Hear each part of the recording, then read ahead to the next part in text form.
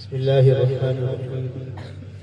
الحمد لله وكفى وسلام على عباده الذين اصطفى.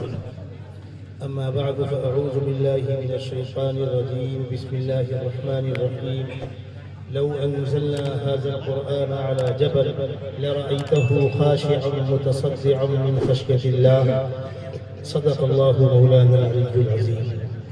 محترم بزرگوں، آج کا یہ مقدس اجلاس جس عنوان کے تحت منعقد ہوا ہے، ابھی بچوں کے سروں پر دستار رکھی گئی ہے. یقیناً ان کے رشتہ دار بھی ہوں گے، ان کے پڑوسی لوگ بھی ہوں گے. ان بچوں نے اپنے سینوں کے اندر اللہ کی مقدس کتاب کو حفظ کیا ہے، محفوظ کیا ہے. کوئی معمولی بات نہیں ہے. قرآن مقدس اللہ کی آخری آسمانی کتاب ہے، اور دنیا میں یہی ایک ایسی کتاب ہے جو سینے کے اندر محفوظ ہو جاتی ہے اور باقی رہتی ہے. دوسری کتابیں محفوظ نہیں ہوا کرتی ہیں، اور دوسری کتابوں کو حفظ کرنے کا رواج بھی نہیں. میں یہ چاہتا ہوں کہ تھوڑی سی ابتدائی بات جس سے آسمانی مذاہب کا صحیح تصور ذہنوں کے اندر بیٹھے، آسمانی کتابوں کا صحیح تصور ذہنوں کے اندر بیٹھے. اس کے بعد ان کتابوں میں قرآن مقدس کا کیا مقام ہے، ان مذاہب میں مذہب اسلام کا کیا مقام ہے، اور دیگر انبیاء کرام کے درمیان امام الانبیاء سرور کونین سیدنا حضرت محمد مصطفیٰ صلی اللہ علیہ وسلم کا کیا مقام ہے. میرے بزرگوں، پردہ نشین خواتین، ماؤں بہنوں، اللہ تبارک و تعالیٰ نے اس کائنات کو بنایا، اس کو مختلف چیزوں سے سجایا، اور پھر اس کائنات میں اپنی ایک بہت پیاری چہیتی بڑی خوبصورت مخلوق انسان کو پیدا فرمایا. اللہ کی کائنات میں اللہ کے بعد سب سے محترم مخلوق انسان ہے، اشرف المخلوقات انسان ہے. چنانچہ قرآن مقدس میں ارشاد فرمایا گیا، وَلَقَدْ كَرَّمْنَا بَنِي آدم، ہم نے بنی آدم کو عزت کا مقام عطا کیا. اور اللہ کی کائنات میں اللہ کے بعد سب سے خوبصورت مخلوق اگر کوئی ہے تو وہ انسان ہے. اس سے خوبصورت کوئی مخلوق نہیں. خود خداوند قدوس ارشاد فرما رہے ہیں، لَقَدْ خَلَقْنَا الْإِنسَانَ فِي أَحْسَنِ تَقْوِيمٍ، ہم نے انسان کو سب سے اچھے ڈھانچے میں ڈالا.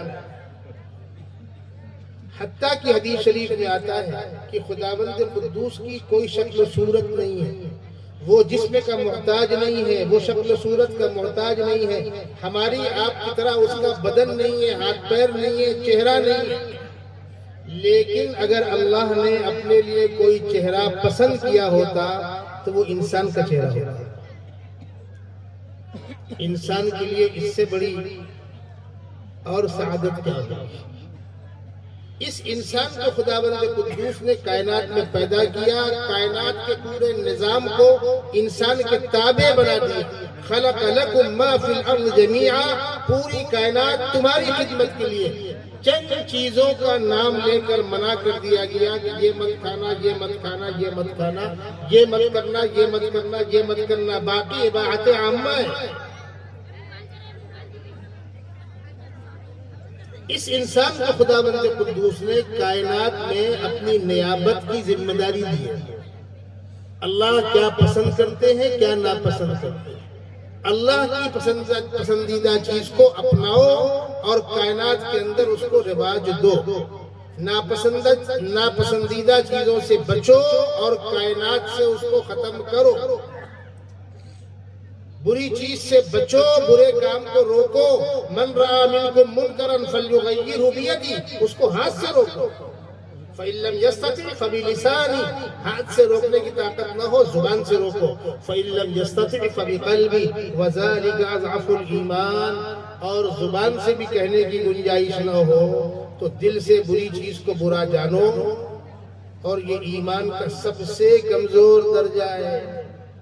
کہ جو آج برائی عام ہو گئی، میں بڑی معذرت کے ساتھ عرض کروں گا، آپ 50 سال پیچھے لوٹ جائیں، اچھائی عام تھی، برائی بہت کم مقدار میں تھی۔ برائی کرنے والے ڈرتے تھے، شرماتے تھے، چھپتے تھے سماج سے، سماج اس پر نکیر کرتا تھا۔ کسی کے بچے نے غلطی کی، کوئی بھی بڑا ایک تماچا لگا کے اس کو روکتا تھا۔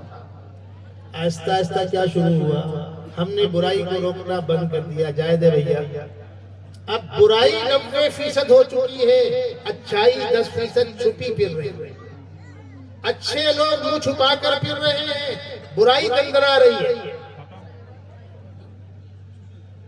اور حدیث شریف میں آتا ہے، اگر تم نے امر بالمعروف اور نہی عن المنکر کو چھوڑ دیا، یعنی بھلائی کا پھیلانے کا کام، بھلائی کو بڑھاوا دینے کا کام اور برائی کے روکنے کا کام تم نے چھوڑ دیا، تو کیا ہوگا؟ تمہارے نیک بندے ہاتھ اٹھا کر دعائیں کریں گے، دعائیں قبول نہیں ہوں گی۔ یاد رکھیے، اس کائنات میں خداوند قدوس نے انسان کو پیٹ بھرنے کے لیے نہیں، من چاہا کرنے کے لیے نہیں، پیٹ بھر کے کھانا جانور بھی کھاتا ہے، من چاہی غذا جانور بھی کھاتا ہے، من چاہی زندگی جانور بھی گزارتا ہے۔ انسان اور جانور میں فرق کیا ہے؟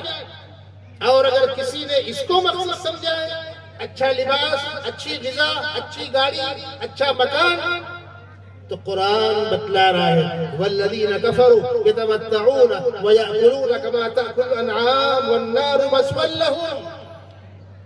ایسی زندگی کا انجام جہنم ہے۔ کیوں؟ جانور کو مرنے کے بعد حساب نہیں دینا، ہم کو حساب دینا۔ جانور کو مرنے کے بعد قبر میں عذاب نہیں ہوگا، ہماری بدعمالیوں کی بنیاد پر ہم کو قبر میں عذاب ہوگا۔ ایک بزرگ سے کسی بدتمیز نوجوان نے بطور مذاق کے کہا کہ بڈھے یہ بتلا، تو اچھا یا نالی کا کتا اچھا؟ سوچا بڑے میاں گرم ہوں گے، ٹھٹھے لگاؤں گا۔ بڑے میاں نے کہا بیٹا اس کا فیصلہ ابھی کیسے کرو؟ اس نے کہا کیا مطلب؟ کہا بیٹا دیکھو کتا ہے، مرنے کے بعد اس کو اعمال کا حساب نہیں دینا ہے، جنت جہنم اس کے لیے نہیں ہے، پرصراط سے اس کو نہیں گزرنا، دائیں ہاتھ میں نامہ اعمال کی بائیں ہاتھ میں نامہ اعمال، اس سے اس کو نہیں گزرنا۔ بیٹا ہم انسان ہیں، ابھی تو اپنے آپ کو بہت خوش گنتے ہیں، لیکن ایمان پر خاتمہ ہو، اگر ایمان پر خاتمہ ہو گیا، آخرت کامیاب ہو گئی اور جنت میں چلا گیا تو میں اچھا، اور اگر ناکام ہو گیا، پکڑا گیا، قبر میں عذاب شروع ہو گیا، میدان محشر کی رسوائیوں کا سامنا ہوا، تو بیٹا میں جہنم میں جاؤں گا، کتا جہنم میں نہیں جائے گا، تو کتا اچھا۔